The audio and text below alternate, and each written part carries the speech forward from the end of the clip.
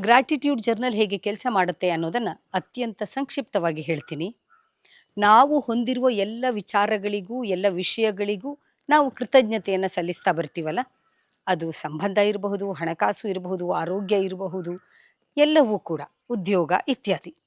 ಹಾಗೆ ಕೃತಜ್ಞತೆಯನ್ನ ಸಲ್ಲಿಸಿದಾಗ ಮೊಟ್ಟ ಮೊದಲು ನಮಗೆ ಅನಿಸುತ್ತೆ, ಇಷ್ಟೆಲ್ಲ ನನಗಿದೆಯಾ?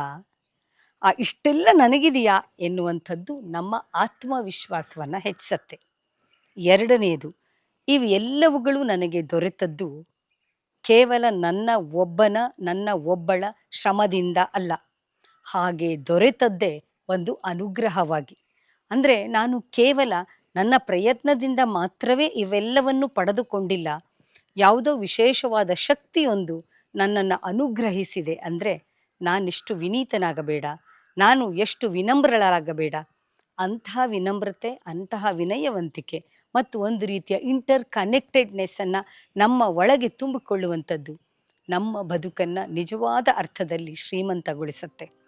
ಭರವಸೆ ಕೇವಲ ಚಾನಲ್ ಅಲ್ಲ, ಬದುಕು ಬದಲಾಗೋದಕ್ಕೆ ತೆರೆದ ಬಾಗಿಲು.